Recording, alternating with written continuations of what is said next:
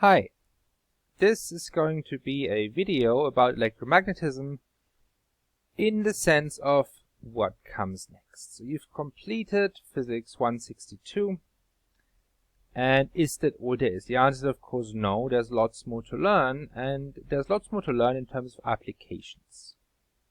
For example, we would have learned more about inductors and circuits you can build with them, and how those circuits allow you to tune a radio. There are lots of applications that we could have talked about that we haven't talked about. But that's not where I want to take this. I want to take this more in the direction of the fundamental physics of what is this theory of electromagnetism.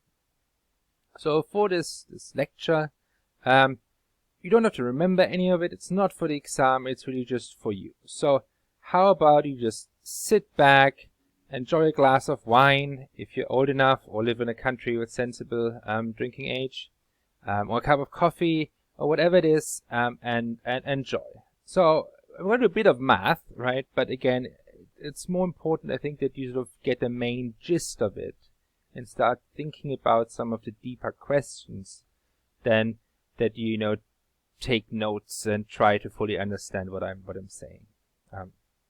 Textbook actually does a very good job of explaining a lot of the concepts I'm going to go through, and that's all in chapter 31. Alright, so let's get started. So here's a scenario I want you to imagine. I'm going to start with stuff that we already know. And I imagine I have a train. And here's my train car. Right, I'm not sure how to draw it. It's a high-speed train going this way. And in that train, you have a lab. And in the lab, you have some kind of experiment. So there's an experimenter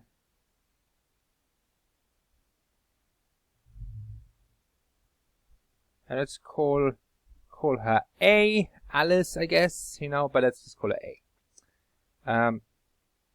And she's doing electrostatics experiment. And here, let's say, in some of her setup, she has a big positive charge sitting here. Now I think it's reasonable to say that, okay, the train is going to the side, but whatever experiment she's doing inside the lab, assuming a train just goes with a constant velocity, it's not speeding up or slowing down, she's going to get the same results that she would get if she did that experiment, in her lab in the physics department, right? One thing, talking about a train here, but you can always just remember, for example, that the Earth is moving around the Sun at 30 kilometers a second. So if you're talking about moving labs with stuff inside, well, the Earth really is a big, giant moving lab, right? So, but we're going to stick with the train because I think it's easier to visualize. So this train is going to the right. The constant velocity, I guess let's call it v subscript t for train, but I don't think we're actually going to do any math right here. So imagine now that this particle here, it creates an electric field. Does it create a magnetic field? Well, A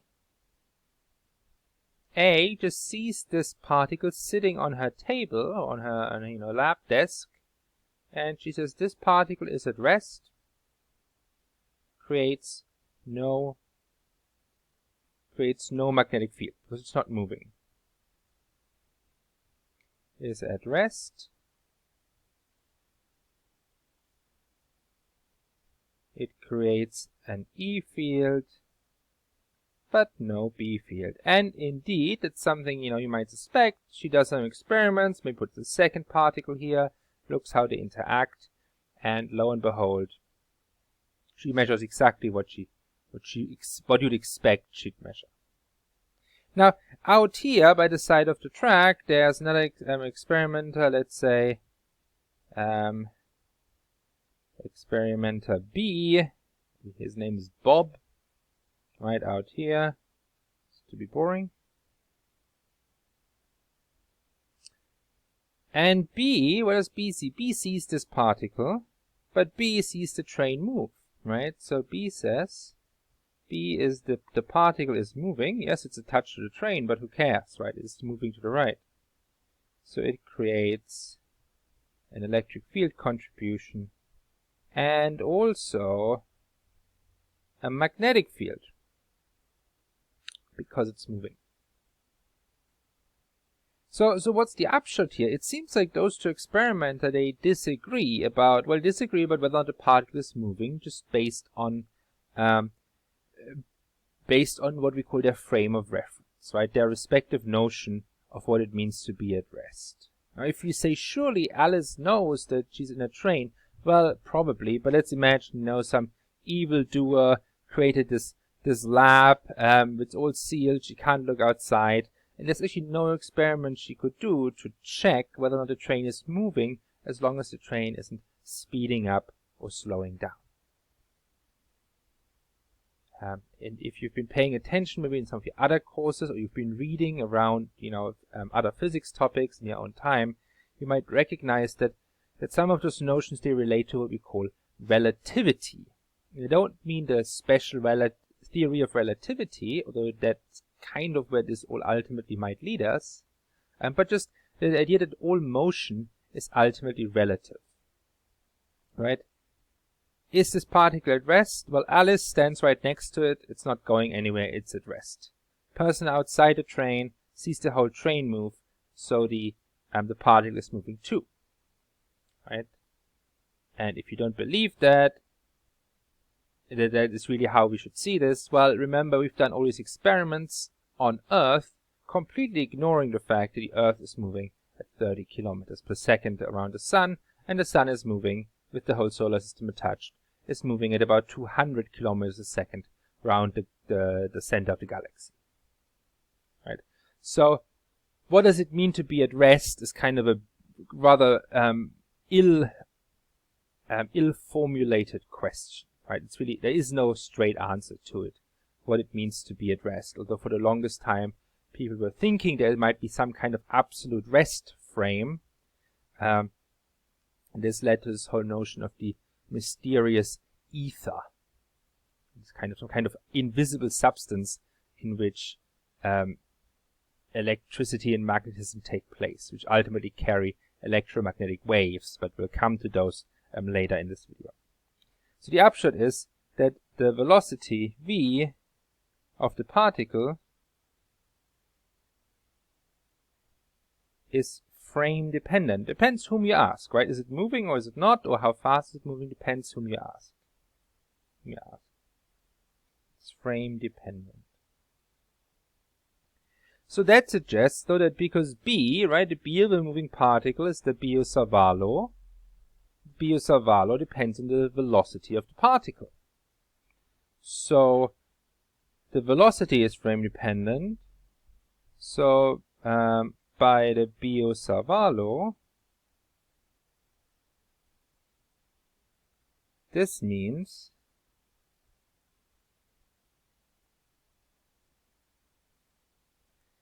that whether or not there's a B field is frame dependent. Now you can do a bunch of math here, right, to actually do this in detail. I'm not going to. In chapter 31, 31.1 in fact, it goes through a lot more detail of doing this transformation. So I'm going to say see 31.1 for more details. I just want to get the basic idea of why there are, in a sense, open questions here.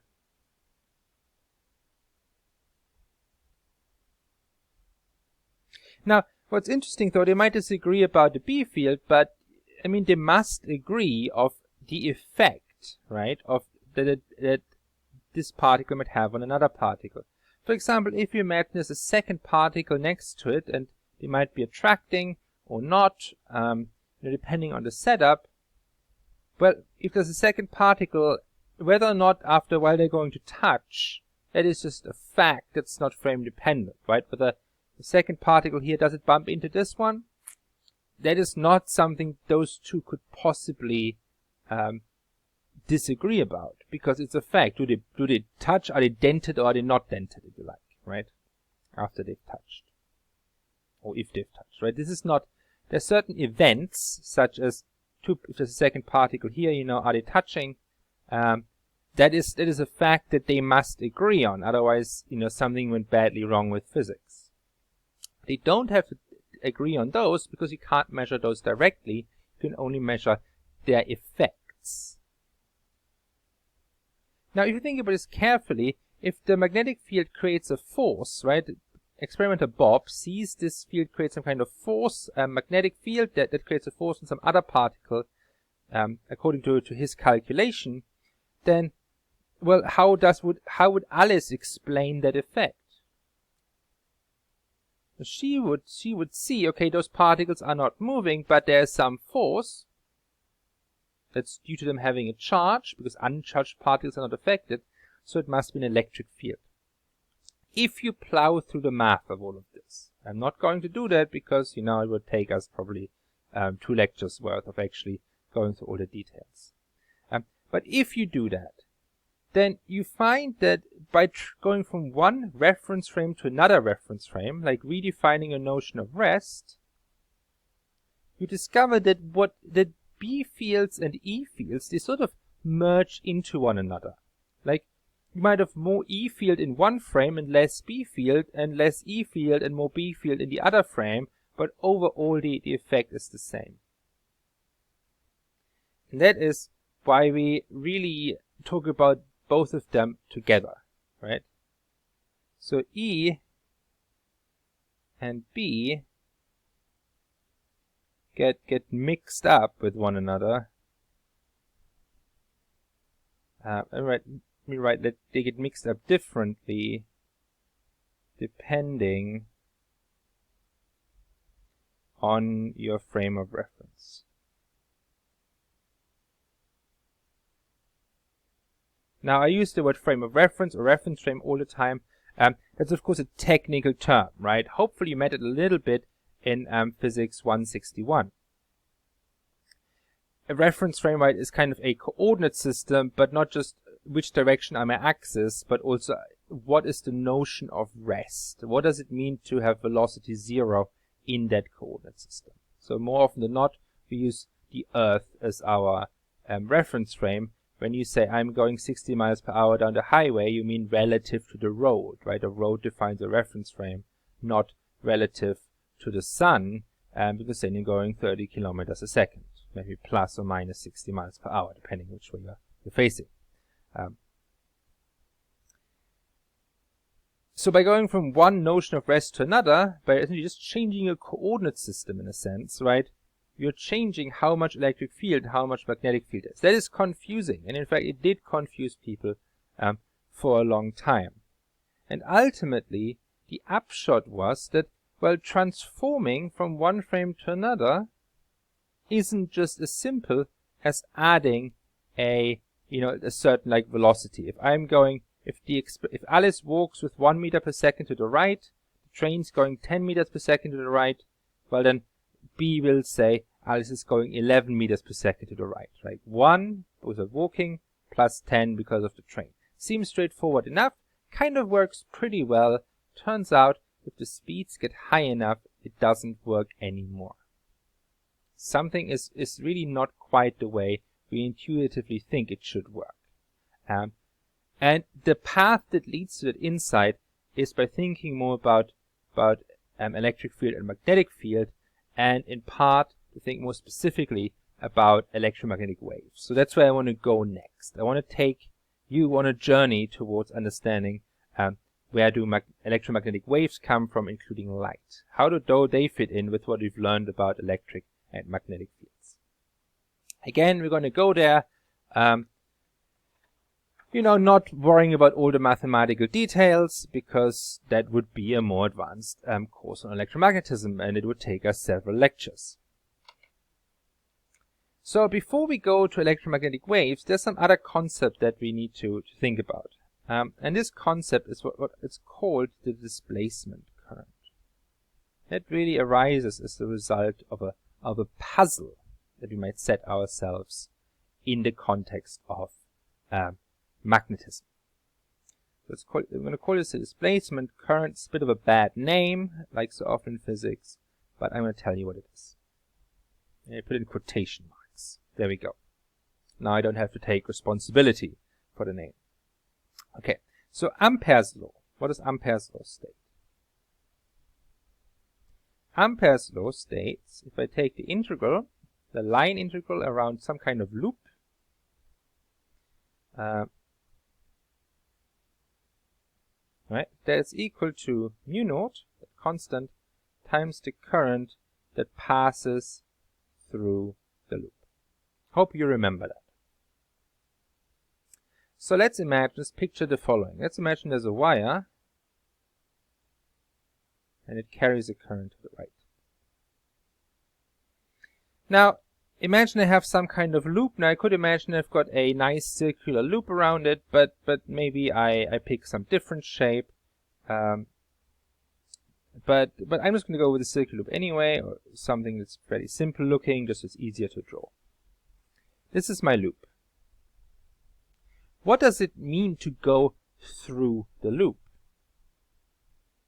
In this case, it's actually fairly simple. You might say, well, I just sort of imagine I span this ring, right, with a sheet of fabric, or maybe like a sort of, as if it were like a soap bubble, like a soap film forming, right, that surface, and I count electrons going through that surface.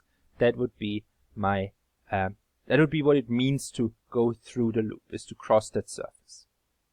Now, you could say, well, I don't want this surface here, I want a surface that's more like a sort of butterfly net.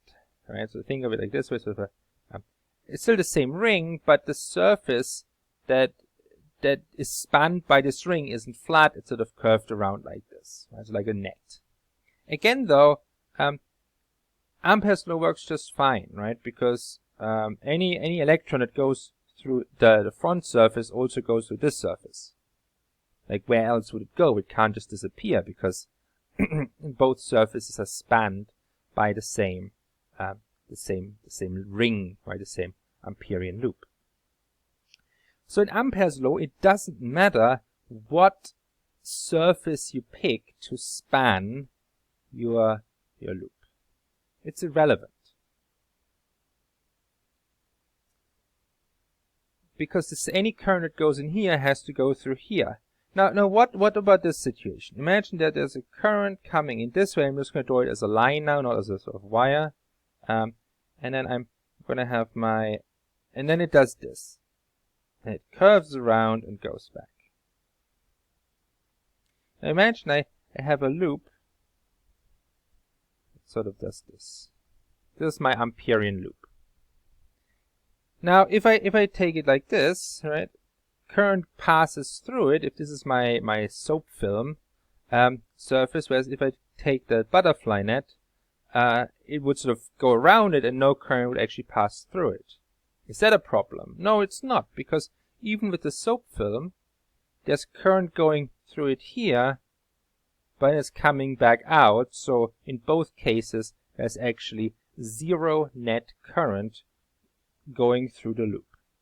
Right? In both cases, this thing would be zero, whether you measure through the loop as meaning crossing this surface here, or as meaning crossing the butterfly net, and where the current never actually goes through. Just in this case, I get 5 amps, minus 5 amps, whereas the other one I just get 0 from the start. But the result is the same. So Ampere's law doesn't really have a problem there.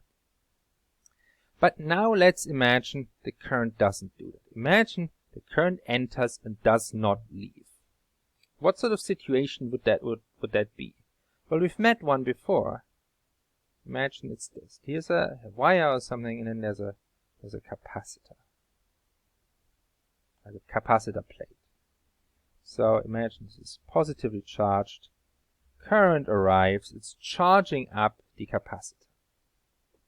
So imagine I've got my Amperian loop here, going around it, and I'm asking, I'm trying to apply Ampere's law, I'm asking, what is the current through this loop? Now, if you take the soap film surface as the way to count the current, I get, I know, 5 amps, whatever the current is. If I take a sort of large butterfly net version like this, that you imagine this is kind of the capacitors like inside this sack, right? Then no current passes through it. And if this is a full capacitor, there might be another plate over here. Well, still, right? Sort of the current stops here and starts again here as the capacitor gets charged, but it does not pass through the surface. Now that's a problem, right? That is a problem because, like, what do I put here? Do I put 5 amps or do I put 0? The answer is going to change what the left-hand side is equal to. But if you actually measure the magnetic field here and you work out a line integral, you're going to get one value. You don't get a choice. So is it that there is some special surface I have to pick? No. And in fact, in this case, you might think, okay, this is the obvious one. Why don't you just pick this one? But you could imagine having a loop that is not a sphere. It's some sort of funny three-dimensional shape. You're not entirely sure how you should be spanning it, or how to connect it, what it means to go through it. So, there's no obvious answer. I keep it with those simple shapes because it's just easier to visualize. So that there's no special shape that's better than others. And of course, you can, work with the math to make it more precise, but the idea here is what matters for our purposes. So, the person, to my knowledge, who first thought about this really hard in this sort of way was Maxwell.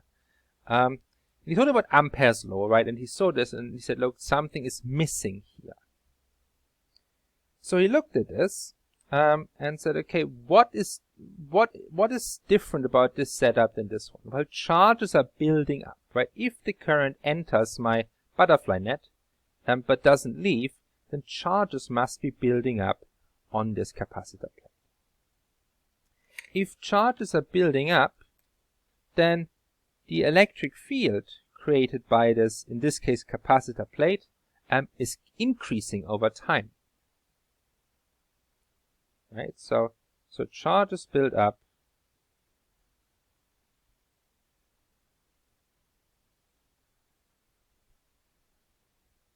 So E must be increasing.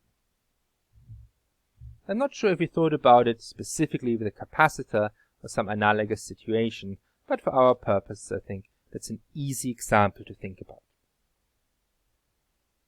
Alright, so let's write down the basics of the math. It's a little bit of math right now. So here's what I know. The current that arrives at a capacitor is equal to the rate of change of charge, right? 5 amps means 5 coulombs per second extra onto the plate. That's what an amp means. So hopefully we agree with this statement here. Current is the rate of change of charge.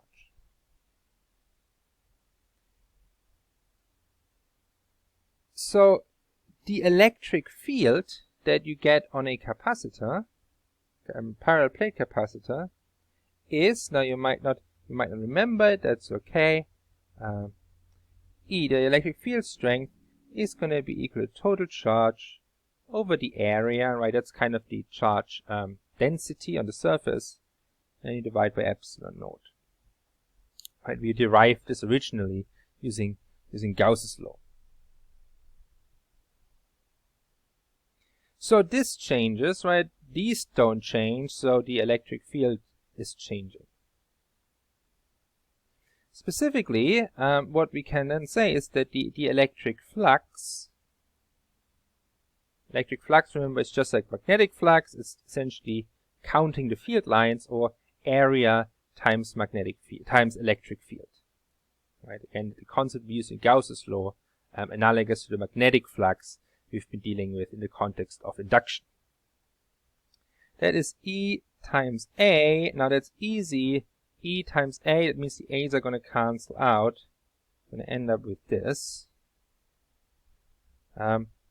So if I put those pieces together, because this thing doesn't change, I figure out that the rate of change of electric flux is equal to, well, d phi dt means dq dt over epsilon naught, because this thing is a constant, right? So when I take the time derivative of this, I really just take the time derivative of this, and this is a constant. So it's going to be I over epsilon naught, because dq dt is the current. Okay. So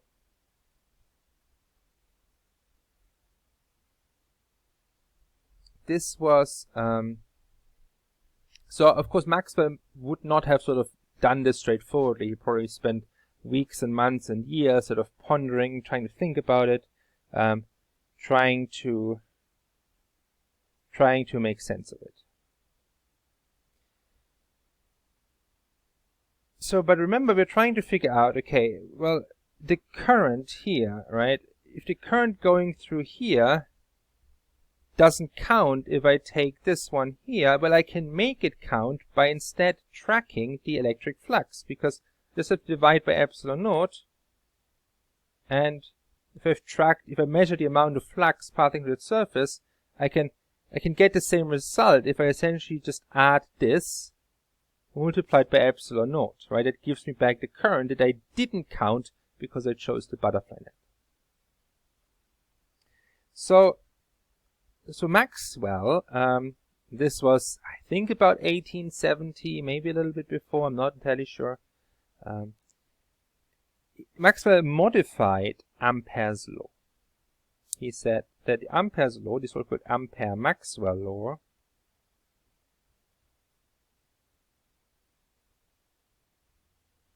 it says the line integral around a loop of our line integral is, yes, it's equal to mu naught times I, but it's incomplete. I have to add to the current,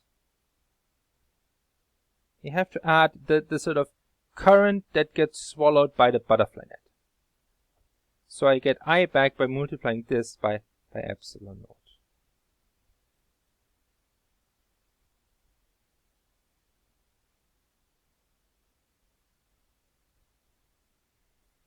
Now this term here, this thing that is sort of like a current, but really a change in flux, this is the thing that's called the displacement current.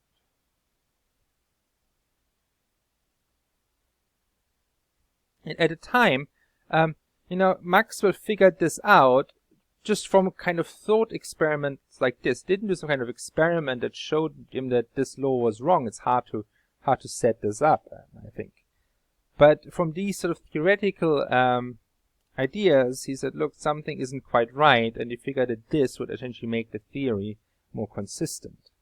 But what is this telling us? If we ignore this part for now, right? This part says magnetic fields are caused by currents. Right, this is the current that goes through the loop. Magnetic fields are caused by currents. Kind of how you can interpret the standard Ampere's law. Now it's saying, well, magnetic fields are caused by currents or by changing electric fields. Let's write this down, let's annotate this. So this part says magnetic fields are created by currents, whereas this one says magnetic fields, right? The thing on the left has to be equal to the thing on the right.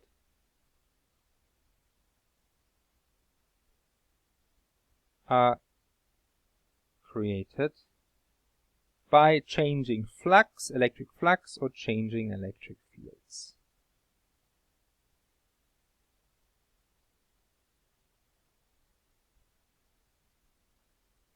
And in a sense, it's also reassuring in another way, because we already know that changing magnetic fields create electric fields, right? That was magnetic induction, where we saw currents being created. They are, that means there are electric fields being created in the wire. magnetic fields being, currents, electric fields being created by changing magnetic fields, right? That was the generator, that was the whole Lenz's law application, Faraday's law essentially.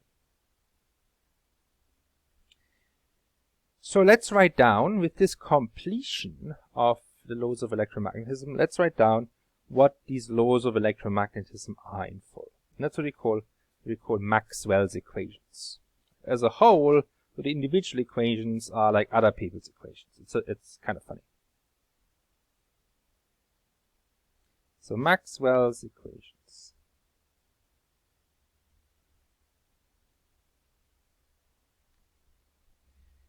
And in a way, this is the culmination of the entire course, right? To have those all written down.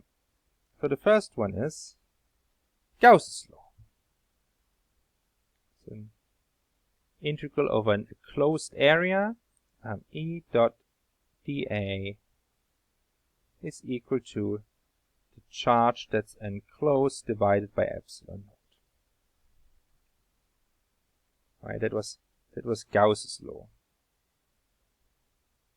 that we studied, that we used to figure out what's the electric field inside a cylinder. You know, those kind of questions, we use Gauss's law.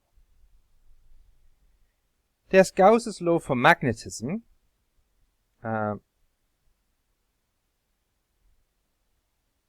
Again, it's over a closed area. The count the magnetic field lines that come out but don't go back in. Or like we count the overall flux, right, through a closed surface.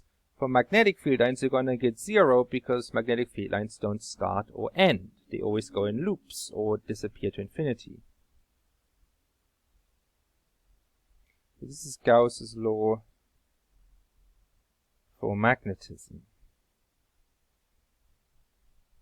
The reason there's a 0 here instead of a magnetic charge enclosed is essentially a statement of there are no magnetic monopoles.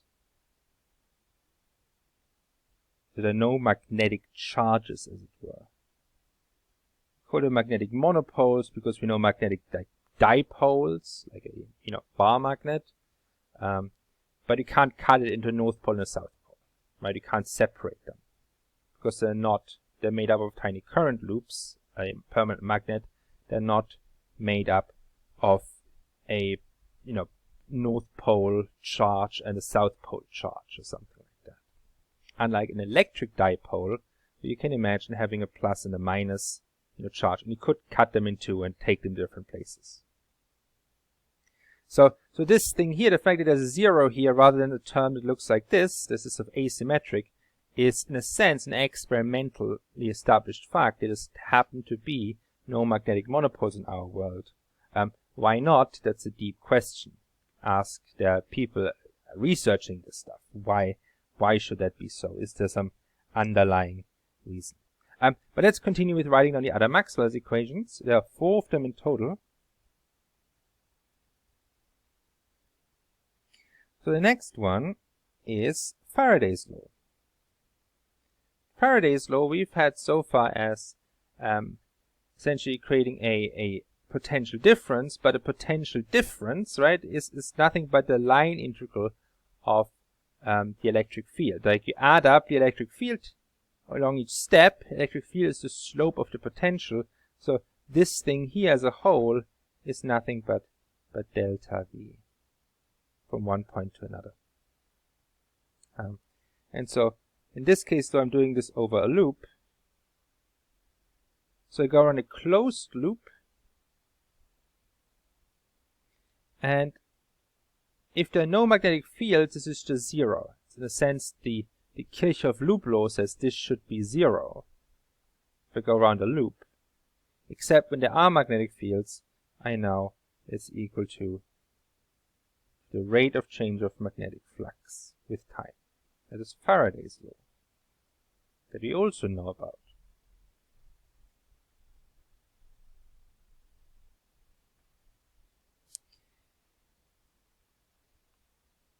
Now, if there were magnetic monopoles, then we could imagine those monopoles, they move along in long straight lines and form currents, magnetic currents. It's not a thing that exists, but the theory in a way allows for it to exist, then we'd have to sort of add something in here as well. But you know, they're not there, so let's not worry about them. So what is this law saying? It's saying changing magnetic fields